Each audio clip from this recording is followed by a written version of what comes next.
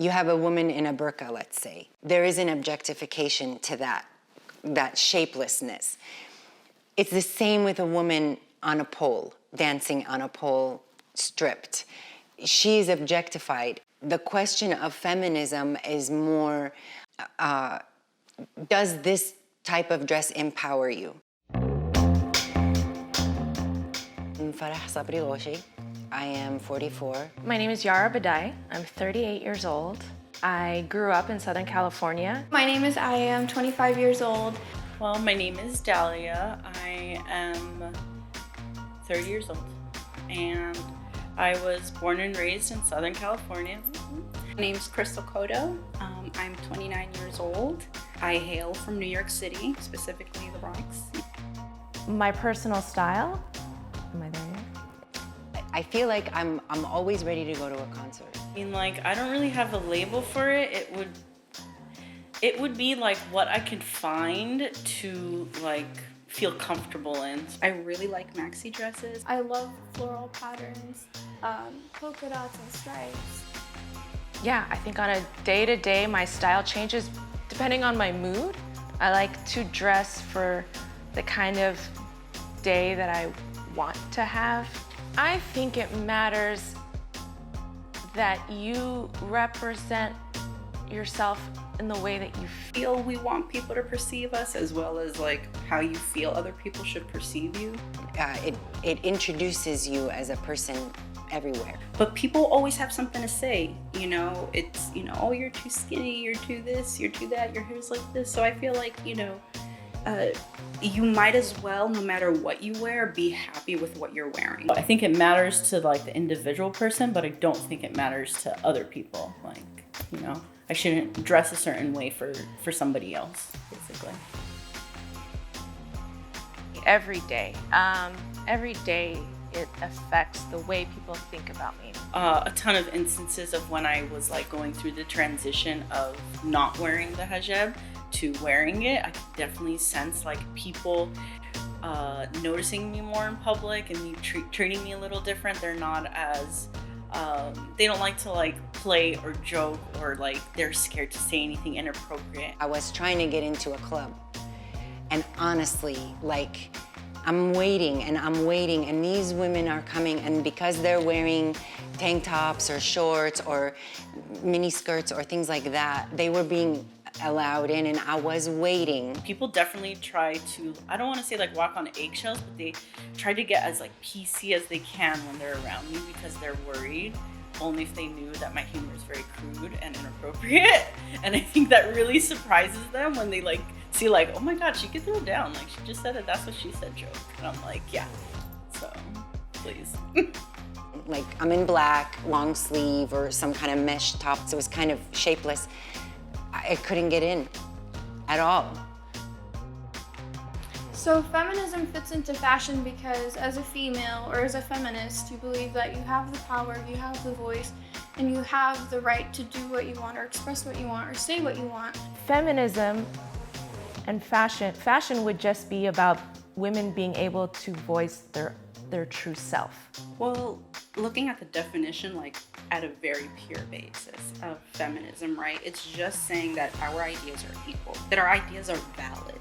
So modest wear should and is, in my opinion, part of feminism, because what I choose to wear, my idea of an outfit really should be valid. A man didn't like tell me to dress like this. In society or in our American culture, where like hijab and like modesty is kind of like a foreign thing, so they assume that like, oh, the men oppressed you to do this and the men are oppressing you to cover up and dress up like this. And it's like, I actually had to fight the men in my life to cover up because they were worried about like the backlash that I would get. So it is really empowering to just be able to, on both spectrums, to be able to wear or not wear whatever you want, and just kind of deuces to anyone who has a different opinion. I hate to say this, but when I hear modesty or modest fashion, I think boring. Boring, covered all the way, no imagination, no personal style, no expression whatsoever. And it's almost like, don't look at me, look at something else. modest, oh man, this is gonna be a boring time. Like no bright colors, very loose clothing, just like, I don't know, 18th century. Oh yeah, I think it can. I don't think you have to like be immodest to show your feminism. It can be, of course it can be, it should be. I mean, I think the diversity, the spectrum should be created, you know, there's options. And I think as a woman and a feminist, every day I'd like to choose. Let's. You know, I think sexuality has become so boring, at least the way that it's expressed through fashion. For some reason, people assimilate freedom to less clothing, when really freedom is the choice to wear what you want, the choice to do what you want. As if there's a formula for what is sexy. It's sad that that's what we have to like constantly sell these younger girls. Like, you need to be provocative, and you can't just be like a normal looking girl or a normal looking like young woman and still be beautiful or still be desired. First, at the very basic, modesty is, I think, just a definition. It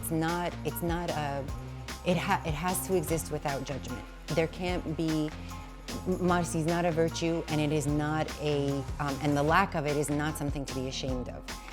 You know, in the 50s, we were all dressing long poodle skirts and ruffle, and then 20 years later, we were burning bras, and then 50 years later, we had the Me Too movement.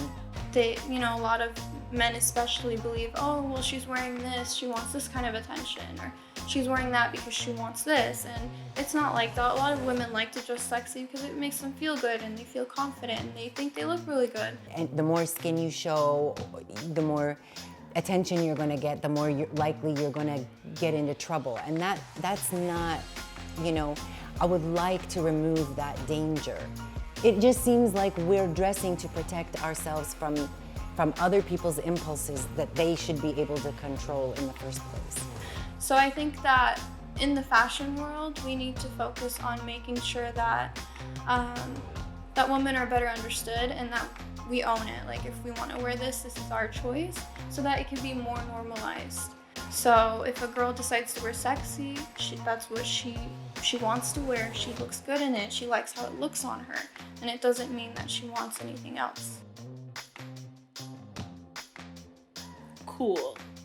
I really want modesty to be cool, I don't want it to be like, oh, that modest girl, that church girl, or that Muslim girl, like, why does it have to be so restrictive to like religion? And it's so hard to kind of put one definition of it because everyone has a different story and everyone has a different circumstance. I'd like to remove the word entirely, to be honest, because then we're stepping forward to a new type of feminism, which I want to do away with that word too. I think we've outgrown these terms. I think we're looking for a reflection of who we feel we are. I would like the definition to just be a flat, you are counter to the norm. You are out of context. So if you're, if you are dressed in a bathing suit in a church or a mosque, that's immodest, right? I would like to take away any sort of judgment from the definition and just make it a sense of relativity. And that changes from person to person, from day to day, from context to context. Great job. All right, we're all done. Ah! Did I bore you guys to death?